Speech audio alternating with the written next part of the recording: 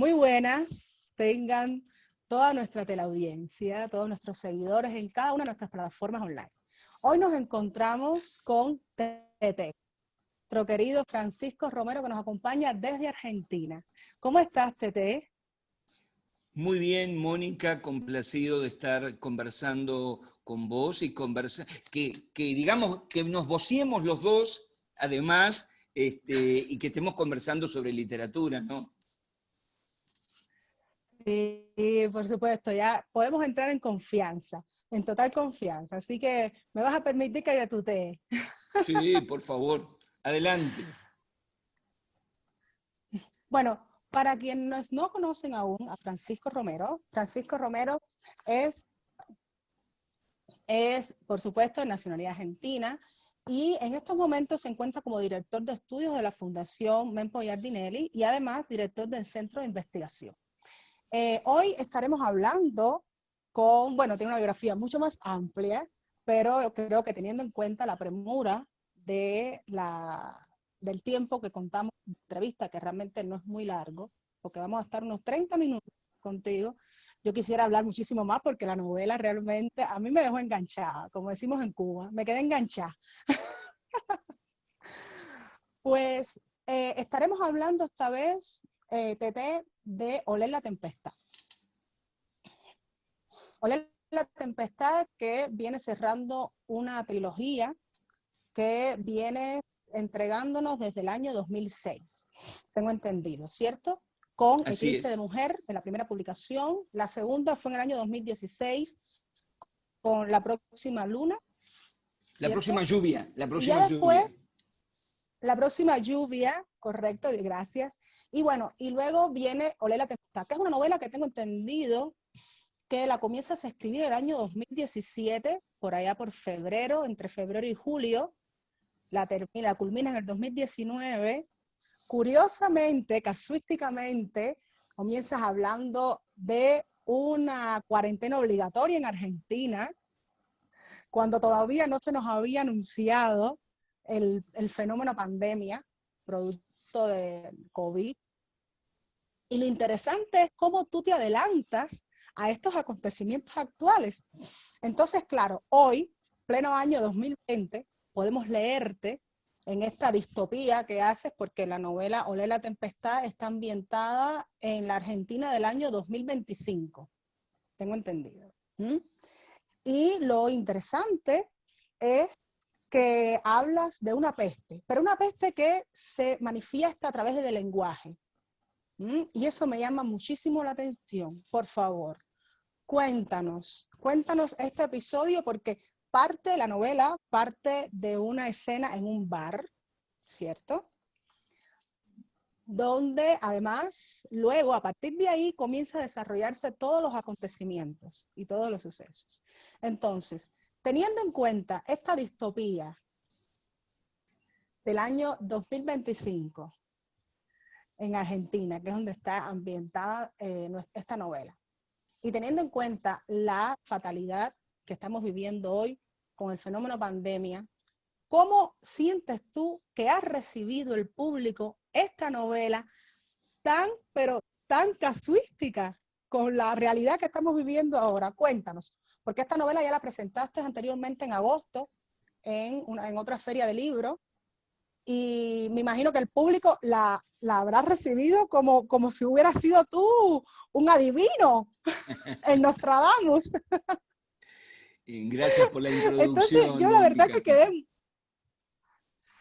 quedé muy impresionada. Entonces, por favor, cuéntanos, ¿cómo ha sido recibida la novela para el público, teniendo en cuenta que la podemos contextualizar más allá de la distopía? Sabemos que se trata de una novela negra, una novela de ciencia ficción, pero quiero saber cómo ha sido cómo el público la ha recibido.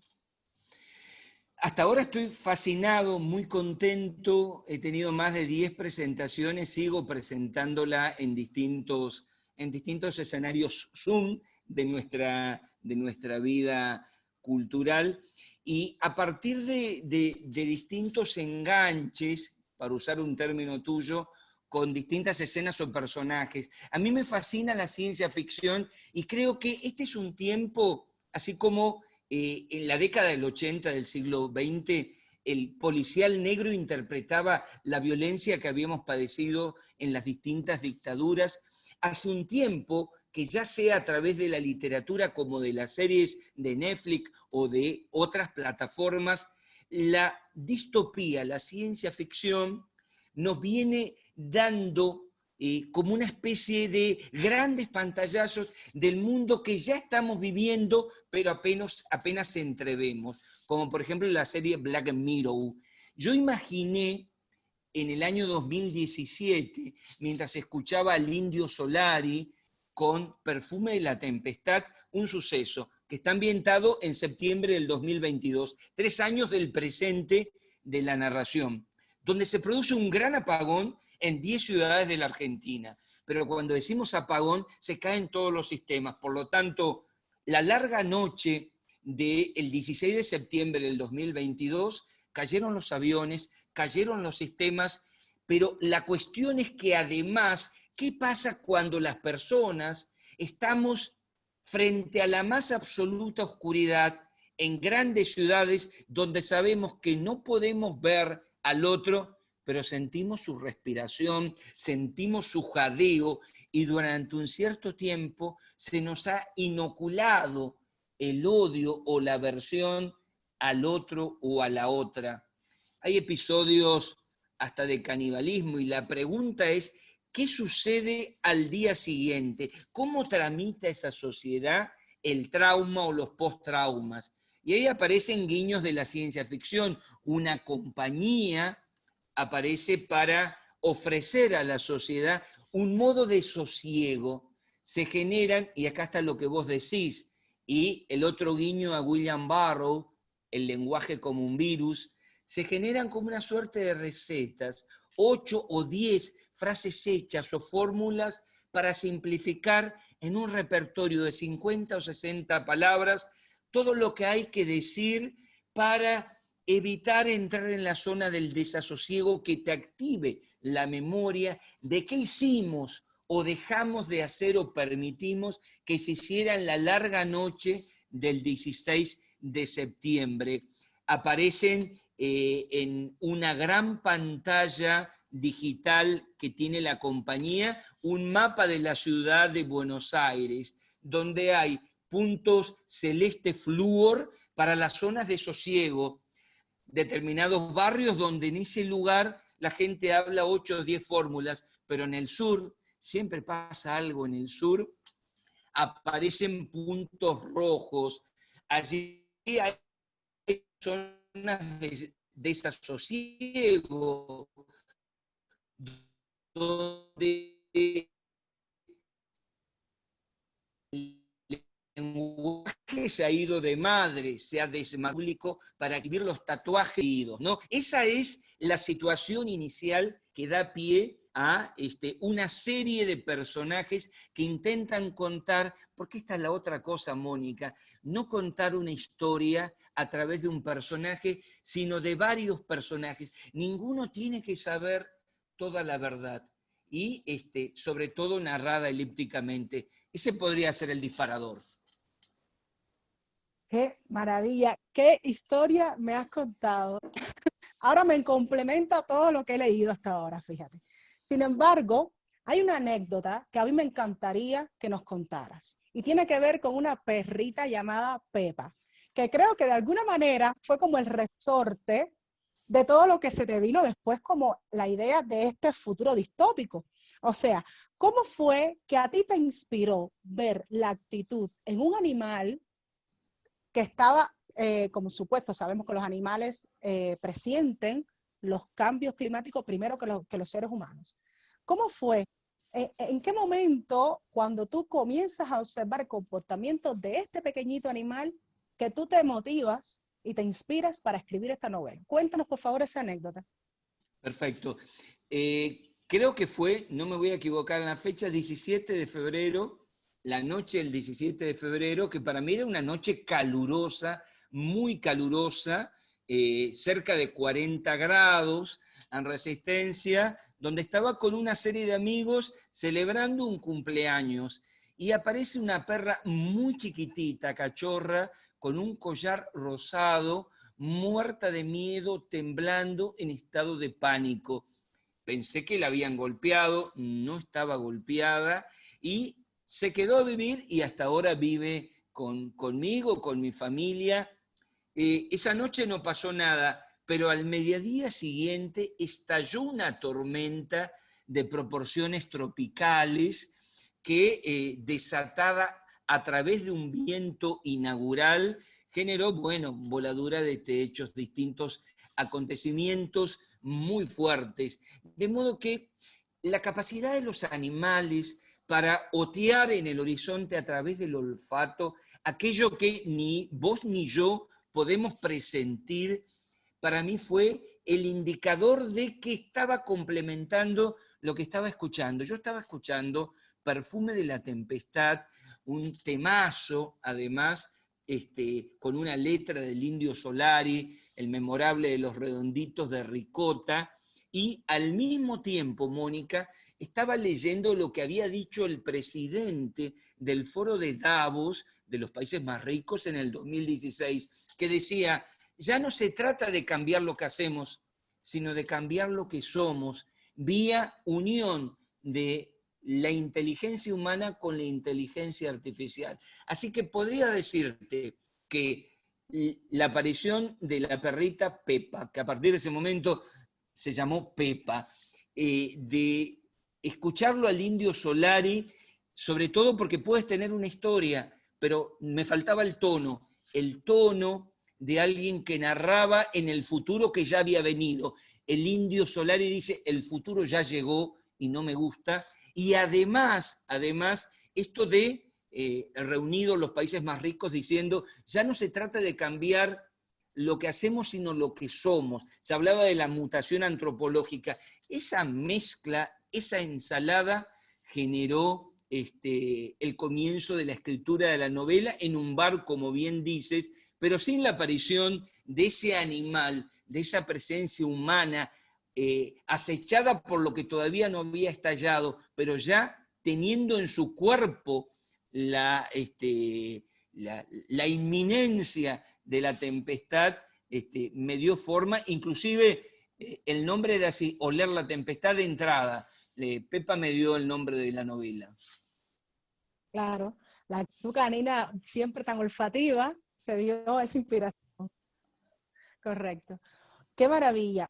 Cuéntanos cómo rescatas de las dos novelas anteriores, cómo rescatas al personaje Seba, que no se nos aparece durante toda la novela, sino hasta el final.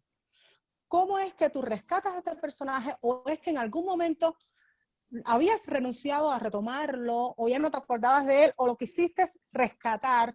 Cuéntanos cómo fue este proceso de reciclar a un personaje que venía ya de dos novelas anteriores. Por favor. Es una muy buena pregunta, porque la verdad que lo estaba casi jubilando, Mónica. No, era independiente esta novela, hasta que hay una pregunta que atraviesa toda la novela, que viene yo no soy creyente, pero viene del Viejo Testamento, cuando Yahvé, que es Dios, le pregunta a Caín: ¿dónde está tu hermano? La respuesta de Caín es: ¿acaso yo soy responsable de mi prójimo? ¿Acaso yo soy el guardián de mi prójimo, o soy responsable por mi hermano?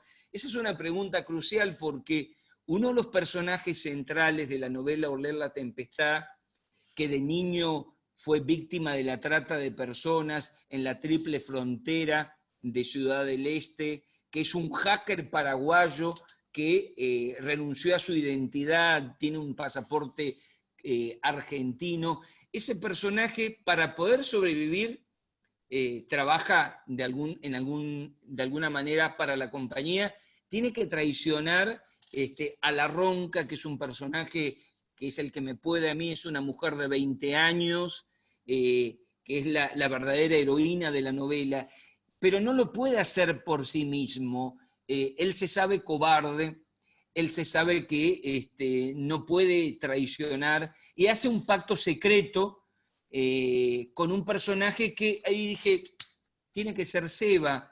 en uno de los santuarios nómades que se improvisan en 5 minutos, caen telas negras de algún andamio y aparecen las fotos de las 15.000 o 25.000 personas que desaparecieron con el gran apagón, se encuentra con un personaje que está hablando de quién le falta.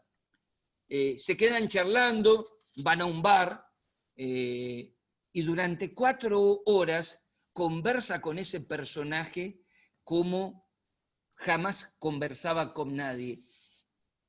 Para ser escuchado, este personaje del 2025 necesitaba otro que soportara la historia. Esta es una gran tradición en la narrativa argentina que se inaugura con Borges.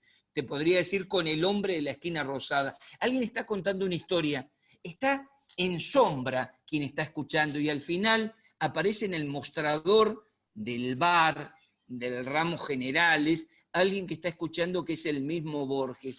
Es una historia muy, muy interesante, es una historia muy interesante la que viene de esta tradición de la literatura argentina. Así que yo necesitaba de Sebastián, por la historia que tenía Sebastián, por la memoria de Sebastián, porque es un ex soldado combatiente de Malvinas, que apareciera ahí, y hay un pacto que se va a saber recién en la última carilla de la novela. Él necesita decirle, yo necesito saber que usted va a estar ahí en el momento y en el tiempo adecuado para que cumplamos esta promesa. Así que apareció ahí, casi al final, Mónica. Sí, pareciera un rescate o un recuerdo, como que, oh, se me había olvidado Seba. O déjame colocarlo. Maravilloso. Tete, te quiero hacer una pregunta que realmente me deja muy intrigada. En la circunstancia en que vas describiendo, o sea, tu sujeto lírico, de la forma en que describe esta peste que se da desde el lenguaje. Tú, que eres narrador, ensayista y editor, ¿a cuántos retos te tuviste que enfrentar para, con solamente 10 u 8 frases, poder describir y conformar lo que vendría siendo esta enfermedad del lenguaje, por decirlo de alguna manera? Porque casi que no, tú nos sumerges en una metátesis lingüística, prácticamente, sumerges en algo así. Entonces yo decía, bueno, esto viene siendo algo así como la peste del lenguaje, pero sobre todo como un cáncer de comunicación, porque cuando se tienen tan pocas frases para comunicarse, estamos hablando de un empobrecimiento tal que para un poeta a lo mejor se le hace mucho más fácil ser reiterativo con las frases, pero en el caso de los narradores, los ensayistas, que tienen más tendencia a la parafernalia, ¿no? Tuviste que hacerte tú mismo un trabajo muy minucioso de autoedición, de selección, de corrección. ¿Cómo fue para ti ese proceso escritural a la hora de elegir cuáles serían estas frases? Y ahí está mi pregunta. ¿Cómo fue el proceso al cual tú te sometiste? En principio, a mí me apasiona leer poesía mientras escribo narrativa, porque la poesía te permite una experiencia frente al lenguaje y además quedarte pegado, en el caso de la buena poesía, a la interna que construye. Por otro lado, en las redes, leyendo lo que suele escribirse en las redes, uno se da cuenta que ya el empobrecimiento del lenguaje llegó y que usualmente, cotidianamente, nos manejamos con frases hechas, con lugares comunes, y ese lenguaje ya está. El lenguaje blanco es el lenguaje del sosiego. Hay una frase en la Argentina que es notable. Yo me encuentro con vos, con tú diría, sí estaría con Patricio, y te pregunto, ¿todo bien? Y cuando yo te digo todo bien, suponete que vos me querés contar otra cosa, te pasó algo terrible y me mirás y en realidad yo te estoy bajando la persiana de la posibilidad de comunicación, porque el todo bien supone que, mira, no me vengas a contar algo que me involucre, que me desestabilice el tablero mental, racional, o la famosa frase que empezó primero en España, todo bien tipo nada. ¿Cómo estás? Todo bien tipo nada. Hay frases que se construyen y que uno juega paródicamente, pero en realidad construye como un microclima de época donde en realidad se comunica muy poco. Quiere decir que el lenguaje blanco es el lenguaje tranquilizador, aséptico, donde todo se conjuga en presente, porque el pasado es el museo que nos hace mal, activa la memoria. Todo eso se estaba discutiendo en el 2017 en mi país, donde se discutía el valor de la memoria y el pasado había sido una ilusión. Hay textos notables que han escrito esto, como 1984 de George Orwell. Así que el fraseo poético permitía construir esto que tú dices en el procedimiento narrativo, como una reiteración, como un jadeo, como una respiración de una letanía, como un mantra, diría Julio Cortázar, donde uno reitera aquellas frases tranquilizadoras.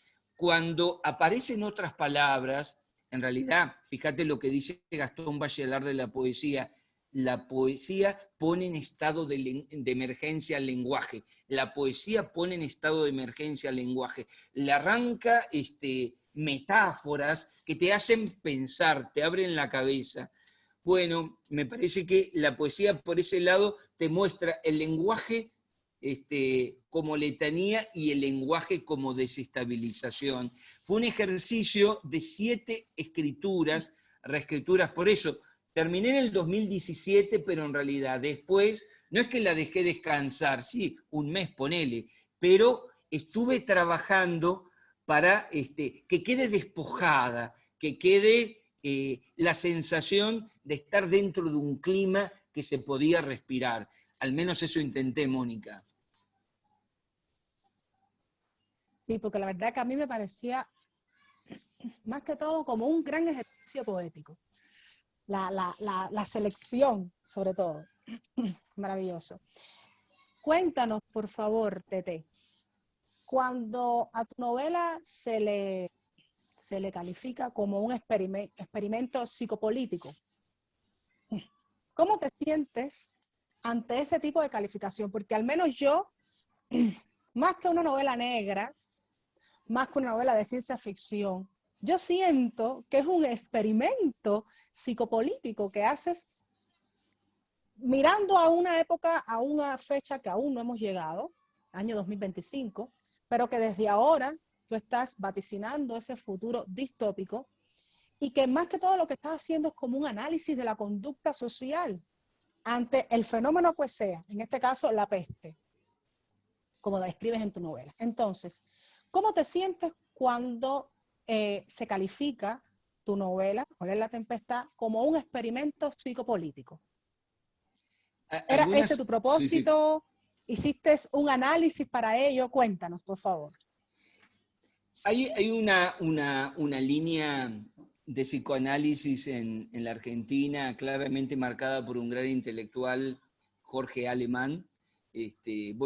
Nora Merlín también, que hace la contratapa de mi novela, que han leído que el mundo distópico que construye Oler la tempestad, sobre todo en una isla que está enfrente de Montevideo, la isla Martín García, donde están en distintos pabellones encarcelados todas aquellas personas calificadas como desasosegadas.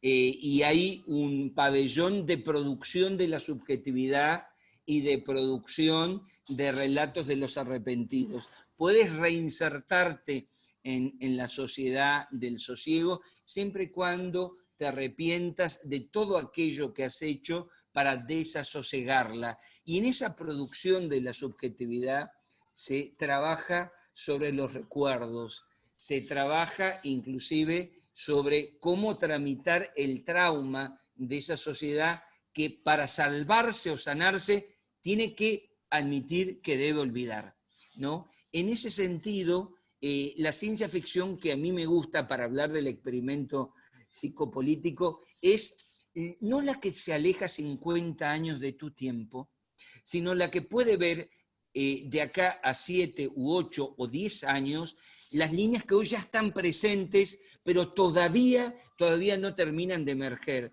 Yo me acuerdo, por ejemplo, de Sueñan los androides con ovejas eléctricas, de Philip Dick, más conocida por Blade Runner, la película de Ridley Scott. La novela es de 1968, un año antes de que el hombre llegara a la Luna, y sin embargo anticipaba toda la problemática de la inteligencia artificial que hoy podría ser coetánea. Yo me imaginé esto sobre todo. ¿Qué pasará frente a una experiencia que nos desordene completamente? Hoy la pandemia del 2020 nos desordena. ¿Cómo narraremos, Mónica, lo que hemos vivido este año? Es la gran pregunta que se hace un intelectual como Walter Benjamin o Ignacio Ramonet ahora, coetáneamente. ¿Tenemos la capacidad de narrar y narrarnos para que la experiencia que hemos vivido en solitario pueda servir para no, ahora estoy pensando en este tiempo, para no repetir la vieja normalidad de la que venimos y que ha llevado a lo que nos ocurre actualmente, este ecocidio que es la causa madre del COVID-19? Tenemos las palabras, las ideas, por esto de los libros que no leemos, son las palabras e ideas que nos faltan para pensar con cabeza propia. ¿Qué le pasa a una sociedad que va perdiendo su habla social?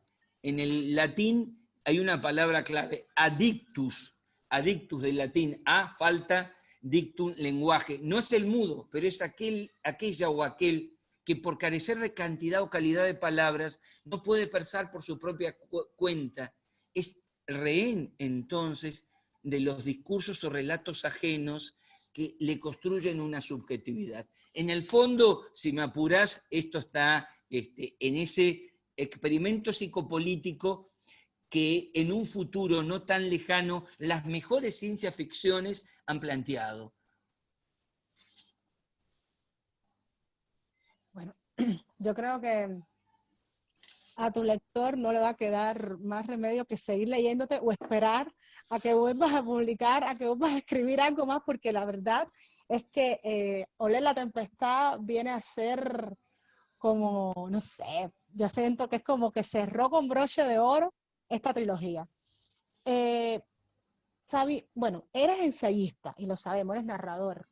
Quisiera saber, ahora un poco, saliendo de la novela Oler la Tempestad, ¿en qué estás trabajando ahora? ¿Te quedaste de alguna manera muy conectado con la novela y estás trabajando alguna temática similar o estás trabajando ahora en otros tipos de textos? Cuéntanos, ¿qué estás haciendo ahora?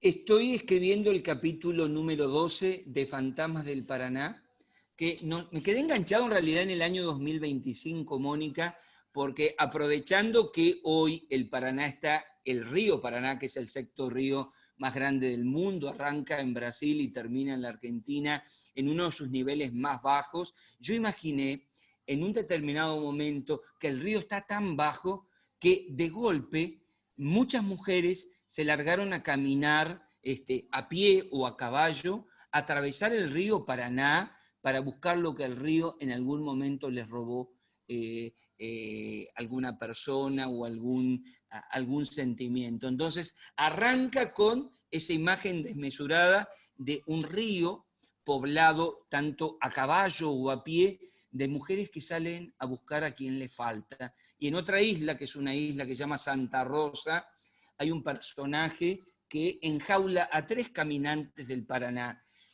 Así que así arranca esta novela que podríamos decir que, a diferencia de Oler la Tempestad, acá me meto un poco con el neofantástico, porque hay personajes que vienen de lo que fue la campaña al desierto del norte, que exterminó a los indígenas del Chaco, una mezcla de Paraná y desierto en esta novela. Estoy muy entusiasmado, estoy escribiendo un capítulo por semana y creo que termina diciembre y para la Nochebuena o para fin de año termino la primera versión de la novela.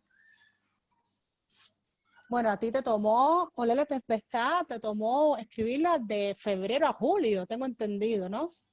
Sí, sí, intensamente escribiendo 4 o 5 horas por día, a primera hora de la mañana y a última hora de la noche, que son los dos momentos más buenos para mí para la escritura. Entonces, eso es una magnífica noticia. Bueno, Tete, qué lamentable que no podamos continuar la charla, la entrevista, porque ya se nos agota el tiempo, pero sí me gustaría, antes de despedirnos, que por favor, que tú mismo invitaras a nuestros lectores a que se acerquen a Oler la Tempestad. Me gustaría que los invitaras a la lectura, porque yo en mi caso quedé fascinada con la novela, de verdad me quedé enganchadísima, así que yo lo que quiero es volver a leerte ya en otra, por favor. Bueno, Invita muchísimas gracias, a leerte. Mónica. A mí me gusta siempre decir por qué leer una novela. Yo la disfruté muchísimo y hay un personaje que para mí es el signo de los nuevos tiempos. Hoy es el Día Internacional de contra la Violencia de Género en la Argentina, y hay un personaje que es La Ronca. La Ronca tiene 20 años. Y así como está la novela de Tabucchi, sostiene Pereira, en esta novela sostiene La Ronca. Este personaje es, al parecer, el más endeble de todos, y es la heroína. Esta novela tiene una heroína que es la que a mí me enamora este personaje por su capacidad de resiliencia, y sobre todo porque en tiempos muy adversos, también en la narrativa hay que poder fundar una épica.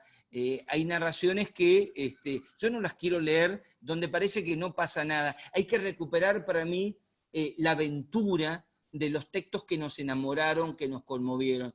No digo que yo lo haya logrado, pero sí que disfruté mucho intentándolo y pariendo un personaje como La Ronca, que se quiebra y se cae muchas veces, pero se levanta y ayuda a iluminar los corazones congelados de otros personajes. Bueno, yo creo que La Ronca es de esos personajes con los que todos nos podemos identificar, seamos hombres o mujeres, según sea tu lector. Yo creo que La Ronca fue de esos personajes, por lo menos la construcción psicológica, para mí estuvo ahí, bien fina. Pues qué maravilla, Tete, haberte tenido en este Festival Iberoamericano de la Palabra online. Te agradecemos infinitamente el tiempo que le has dedicado a poder compartir con nosotros. En mi caso, muy especial que hayas accedido a la entrevista y a la charla conmigo. Así que, en fin, ahora solo nos queda invitar al público a que te lea, a que busque tu novela, a que busque las anteriores, por supuesto, las que conforman el inicio de esta trilogía.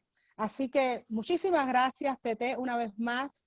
Tengan muy buenas tardes todos y por favor, síganos en este Festival Iberoamericano de la Palabra Online FIPO 2020. Seguimos en el festival. Abrazos, besos y abrazos. Muchísimas gracias. Gracias a ti, Tete.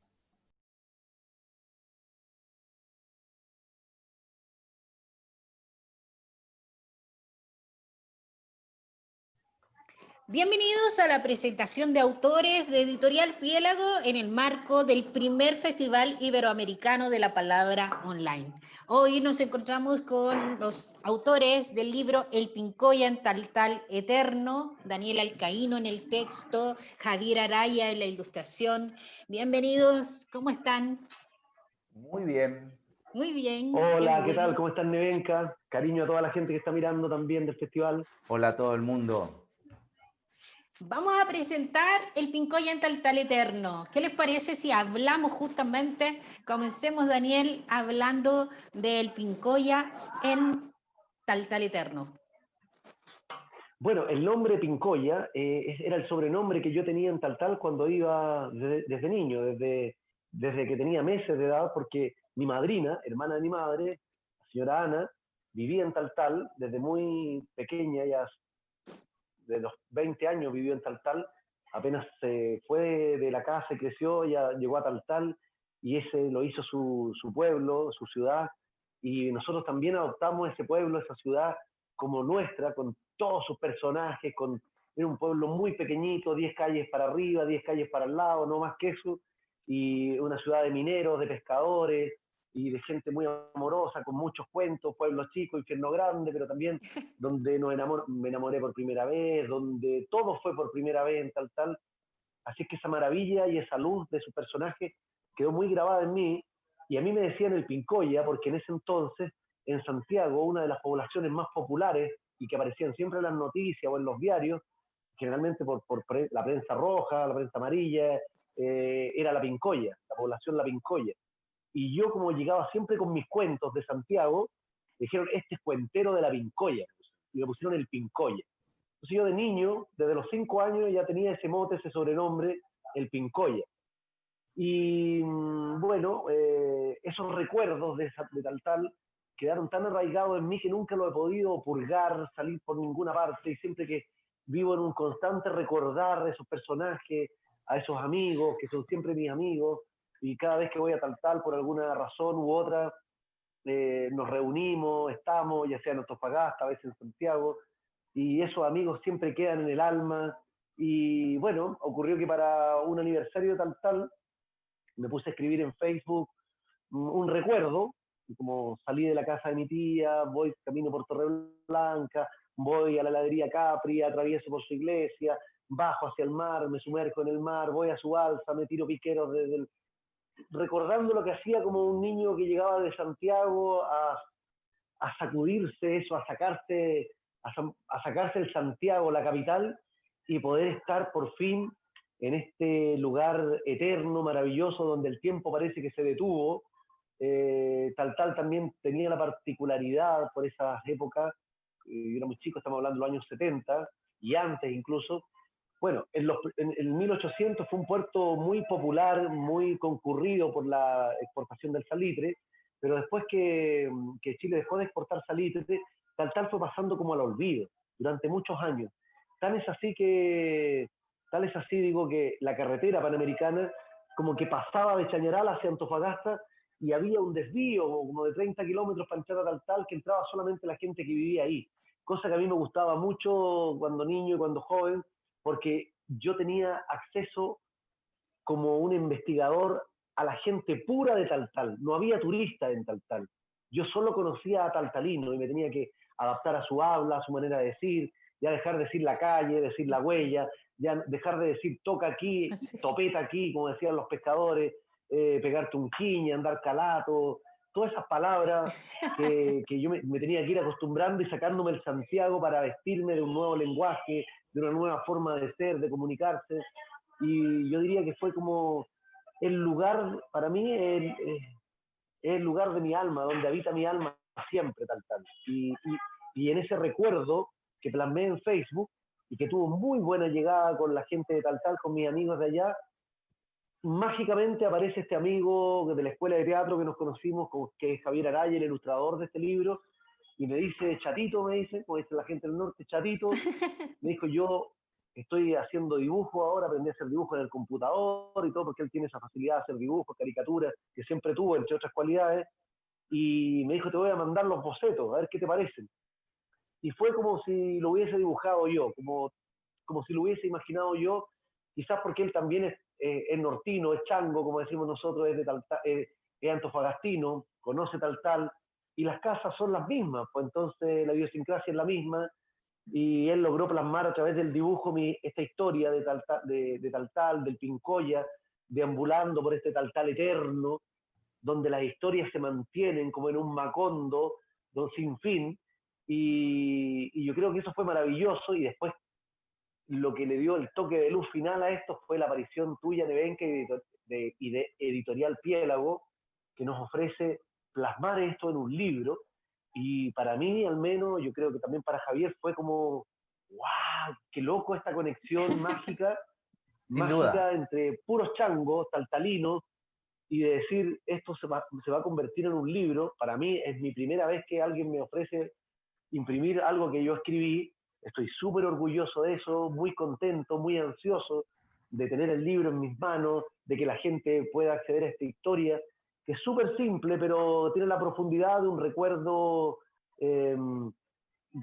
muy real, no sé cómo la palabra no es real, pero muy vivo, que está muy vivo en Muy nosotros, auténtico. ese Es taltal, muy muy auténtico. auténtico, es muy Ese, auténtico, y eso yo creo que trasunta el libro, trasunta la palabra, trasunta el dibujo, y la gente que lo lee, independiente de ser taltalino, aunque a los taltalinos les provoca más, nos han dicho, weón, es como estar en Taltal, es Sí. como caminar por sus calles, lo vi todo. Eso, siempre recuerdo eso, que fue uno de los tantos comentarios que recibí en Facebook. Un amigo me puso, compadre, me dijo, vi todo lo que escribiste, lo vi todo.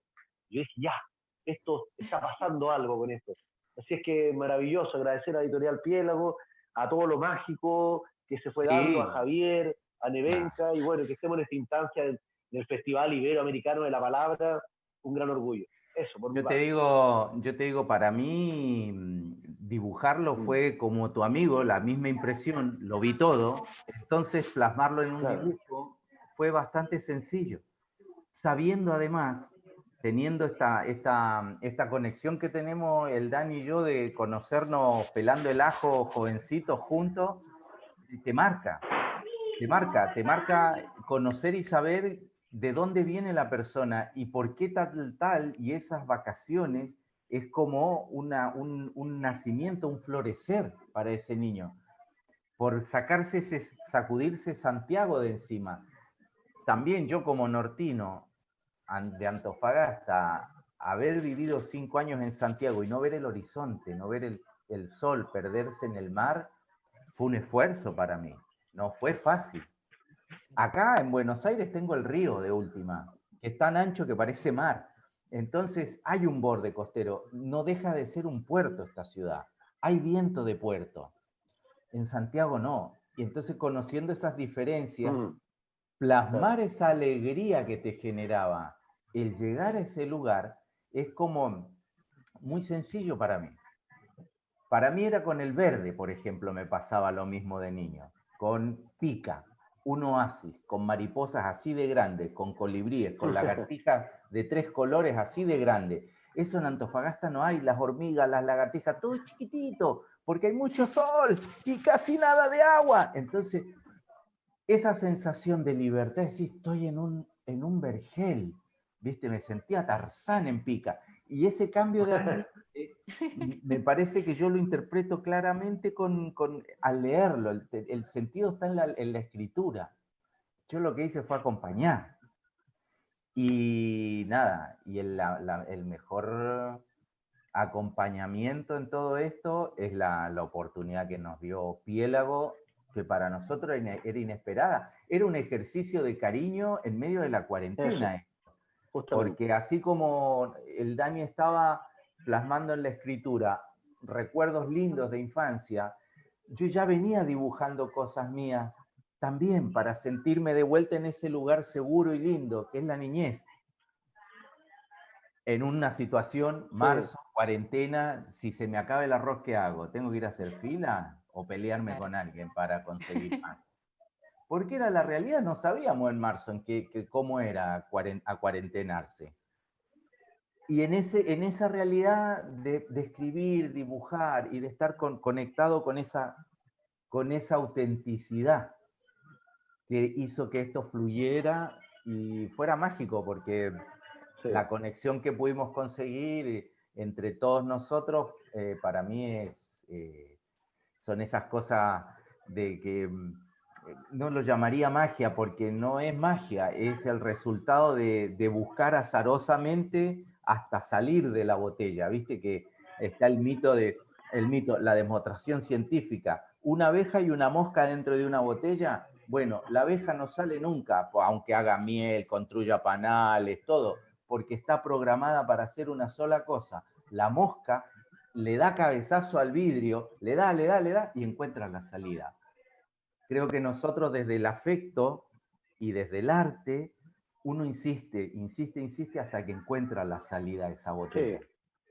Eso es lo que siento yo en cuanto a la conexión nuestra y a la concreción de algo tan lindo como es poder tener este primer libro.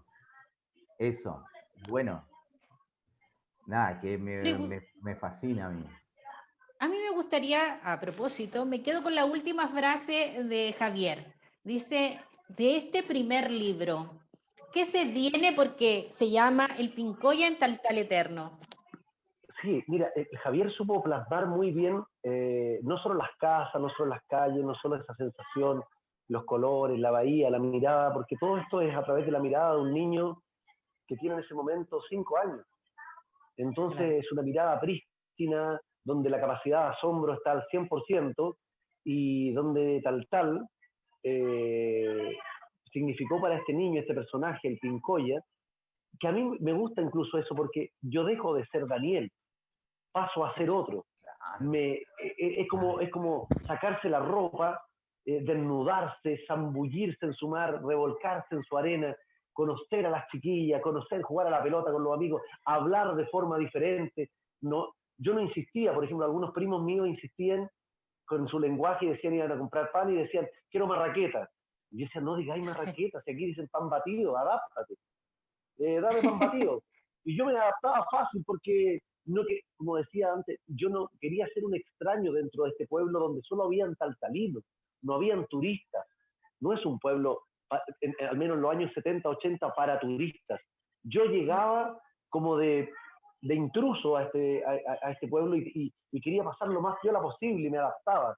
Entonces ya el Pincoya, por decirlo de algún modo, como actor, ahora haciendo la reflexión, sería mi primer personaje porque me permitía a mí partir de cero. Integrarte, meterte, Claro, ser y parte. partir de cero también, y también allá, como era cuentero, si me pusieron Pincoya porque yo les contaba historias de barrios bravos, de donde era yo, de Cerro Navia, pero ellos nunca se les quedó el nombre Cerro Navia, ni Quinta Normal, ni mis calles. Lo único que ellos veían en el diario era la población La Pincoya. Entonces dijeron, este weón debe ser de La Pincoya que cuenta todo.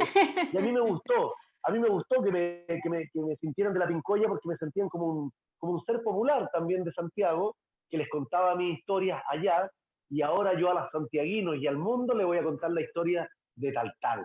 Maravilloso. Y también como es un personaje, ese personaje tiene muchas historias. Está su primer beso, está el primer campeonato de futbolito, la primera vez que se metió a una mina, un pique minero. Siempre fue la primera vez en Taltal, porque por eso siento que esta historia da para una saga que puede también identificar a los niños de Taltal y a los niños del mundo, porque cuando, como dice León Tolstoy, muestra tu aldea y serás universal. Yo creo que para nosotros, para mí, para ti, para Javier, recordarle a la gente que nos está viendo en todas partes de América, de España, que estamos hablando de la segunda región de Chile, donde existe el desierto de Atacama, el desierto más árido del mundo. Es una zona que tiene los cielos más prístinos del planeta, donde hay una energía muy especial, donde las estrellas se ven todas en la noche y donde se reflejan en un mar profundo. Realmente es un lugar muy mágico, no es porque lo diga uno, yo soy santiaguino, pero lo que provocó en mí Taltal y lo que hizo en mí, lo que formó dentro mío ese niño, ese personaje que era el Pincoya, yo creo que se quedó para siempre en mí ese niño. Y ese niño trato de cultivarlo a través de los recuerdos y de la escritura, y qué rico encontrarme con otro niño también, como Javier, que también fue un Pincoya también en Antofagasta, con sus hermanos, con sus historias, con los cuentos de las minas, con la música andina, en fin, y también vivimos la misma búsqueda, nos encontramos en la escuela de teatro, como decía Javier, y nos gustaba la pantomima, trabajamos de mimo, trabajamos haciendo zancos, trabajamos en la Facultad de Arte, En la ópera. en la ópera también, comparsa. en la flauta mágica, en la de flauta comparsa. mágica de comparsa, claro. Final del primer Haciendo acto, de los dos leones, de al lado magos, del de todo. rey. Claro, bueno, todo siempre lo que hicimos fue como por primera vez, y siempre yo a Javier lo asocio con la capacidad de asombro, de trabajar, y de nunca decir no. Eso me gusta mucho de estos amigos como Javier. Tengo otro amigo, Lucho Castro, que es músico también, que también yo llego a su casa y me dice, vámonos al tiro la canción, pues Daniel, puta, se me ocurrió algo al tiro. Nunca me dice, es mala la letra, no, fome, deberíais cambiar. No, parte desde el vamos. desde el, Claro. sí, compadre, al tiro, yo digo, oye, sí, oye, y se me ocurre que él podría andar en patín, vamos a ver, dibuja los patines, bueno, en patín entonces, no sé, que estáis como, una cosa va llevando a la otra, y Yo, así hiciste yo tú, te Neve, digo, que yo creo que, perdón, yo creo que aquí la más mágica es la Neve, porque es la que tiene la editorial. entonces oye, aquí mira, dejamos de hablar de sueños y de ideas locas y le dimos y la concreción a vamos a un poner libro a que se tierra, llama la vamos a El poner a Pincoy. tierra. Claro, Con tu nos pregunta, puso el Neve, cable a tierra. de qué es lo que sigue en la saga, en un comienzo lo que nosotros ya tenemos boceteado es el viaje desde el Terminal Sí. Norte en Santiago, con smog, paredes con olor a orina y empanada, hasta llegar a Taltal en ese amanecer con el bus bajando entre los cerros floridos hasta el puerto de Taltal. Sí, maravilloso. Ese relato ya está armadito y los demás me parece que podemos hacer de esto una saga grande, linda por lo Sí, variada y por lo auténtica. A mí lo que más me pega es eso. Yo no les conté, pero yo estudié diseño antes de estudiar actuación en la Universidad en Valparaíso. Y los muchachos en la pensión, hasta el día de hoy, que me ubico con mis compañeros de pensión, me dicen Pachamama. ¿Oíste? Sí, porque el desierto de Atacama y la fosa de Atacama y en los cielos, lo mismo que estás diciendo tú, Daniel, y las raíces, y mis abuelos, y los viejos salitreros, todo eso. Entonces yo quedé como Pachamama. Ahora haciendo el recuento, como haces tú, con el resultado opuesto y vanando las cosas, decir, claro, uno siempre tuvo eso adentro de esa búsqueda de lo auténtico y rememorar cosas que a uno lo marcaron, que lo marcaron desde su belleza, desde su propia belleza. Claro que sí. Volví a Antofagasta hace un tiempo en avión y me toca al lado un muchacho que por primera vez iba al desierto. Y cuando el avión empieza a bajar, el cabro miraba para afuera por la ventanilla y dice, ay, pero está todo seco. Y da gracias, le digo. Da gracias que, claro, esto no es nada, esta es la costa. Ya vas a ir al desierto y cuando tengas calor, manga larga, mi hijo, si no se va a insolar. Cabro, así, viste, así mirá. ¿Qué sé yo? Está bueno. Está bueno ver la sí, primera vez en otra gente también. Y les digo más, el cuento cuando lo hicimos esa primera aproximación de presentarlo a gente amiga y querida, yo viviendo acá en Buenos Aires se lo hice leer a amigos muy porteños que no han estado jamás en Chile, y si conocen Chile es Pucón, Villarrica y Valdivia. claro. Y Santiago, que nada más, no existe. El resto, para el norte, no tienen idea ni dónde termina la frontera, con qué frontera hacia el norte Chile, Claro. para poner en contexto. Sin embargo, se entiende todo lo que está escrito ahí, y la manera en que está acompañada con el dibujo, se entiende todo está claro. Para gente de acá, para gente del Uruguay, para amigas y amigos de Paraguay, de España. Sí, es eso quería decir. Sí. Bien, y a los dos le agradecemos esta tarde que hayan estado presentando el Pincoy en Taltal Eterno junto a Editorial Piélago, que a propósito de ese mar profundo, de esa fosa Atacama. Daniel. Mira esa portada, la portada del personaje, el niño, el Pincoya, que está en la punta del muelle mirando la bahía, el barco, los barquitos, los botecitos, y es el mismo cuadro que tienes tú atrás.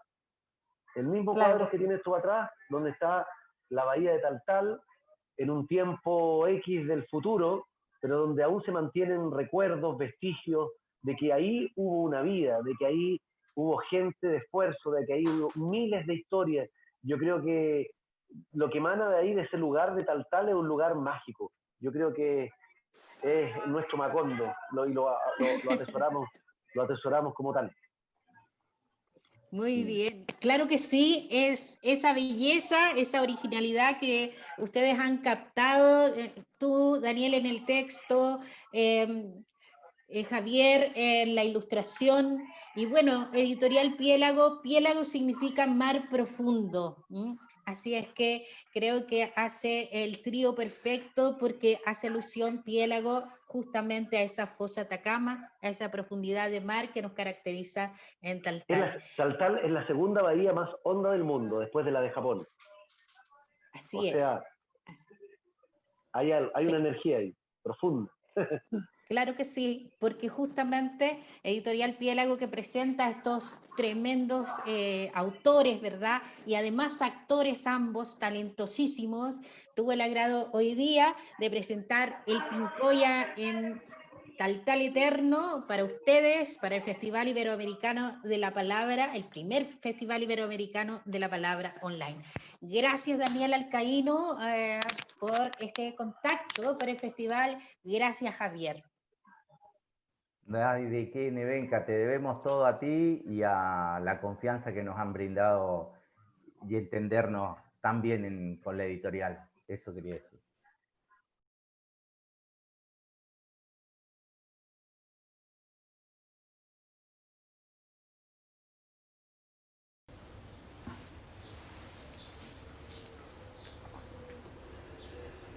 Voy a leerles un extracto de mi libro Epifanía en el desierto.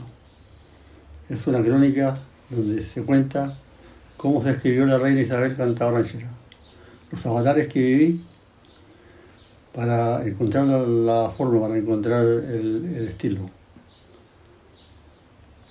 Les voy a leer el capítulo 9.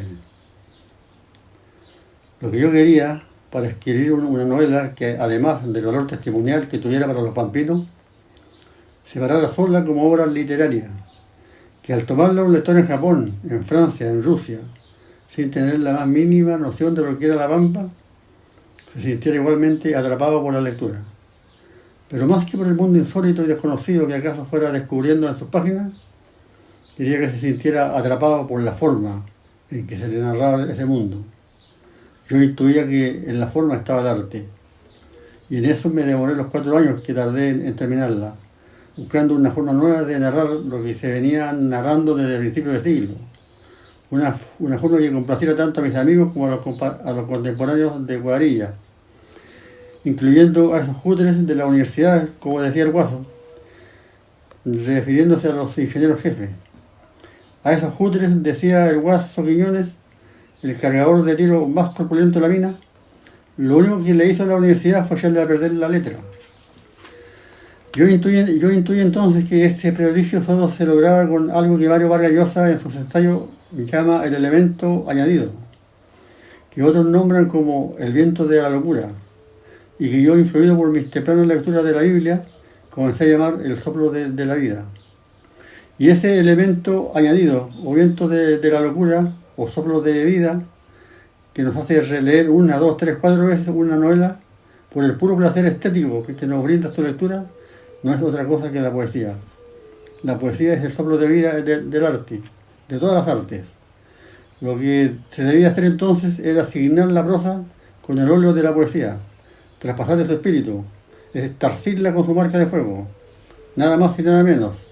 Ardua tarea me esperaba entonces, pues al tratar de hacerlo era fácil, y resbalar y caer en la cosa almibarada que llaman prosa poética.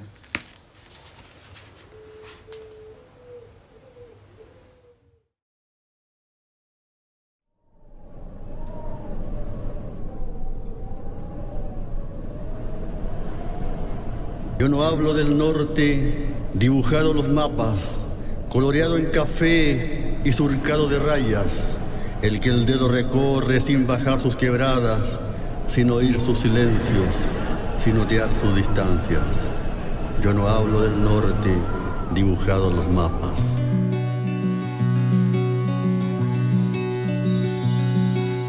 El norte del que yo hablo es el norte del alma, ese cartografiado en la piel de la cara, el que habita conmigo, el que tengo por casa, Mi altar es una piedra y mi patio es la pampa. El norte del que yo hablo es el norte del alma. Yo no hablo del norte con la voz del poeta. Cuando yo hablo del norte, las que hablan son las piedras.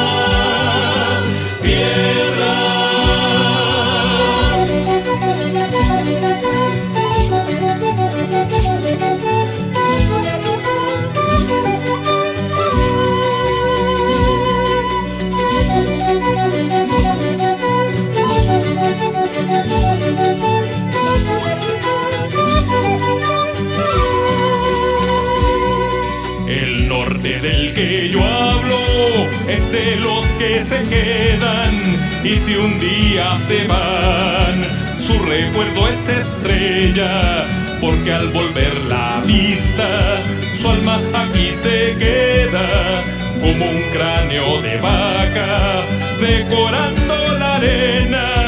El norte del que yo hablo es de los que se quedan. Yo no hablo del norte con la voz del poeta. Cuando yo hablo del norte, las que hablan son las piedras.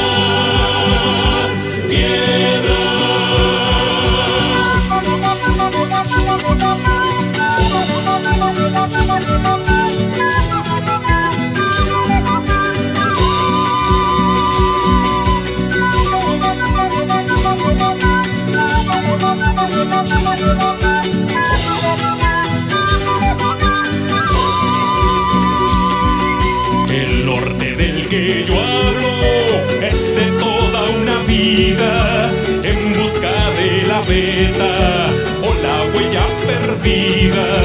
Ese sin horizontes, de mundo sin orillas, el de piedras que estallan en su sed infinita. El norte del que yo hablo es de toda una vida. El norte del que yo hablo es el norte de sangre, el de gestas heroicas, el de atroces masacres, el de días ardientes, el de noches glaciales, el del viento que hiere con esquila de sales. El norte del que yo hablo es el norte de sangre. Yo no hablo del norte de la lengua hacia afuera, Dios me libre de hacerlo. Mi mujer es morena, mis hijos tienen ojos del color de la quena. Mi padre murió aquí y mi cuerpo aquí se queda. Como ofrenda a este suelo que todo me lo ofrenda. Yo no hablo del norte con la voz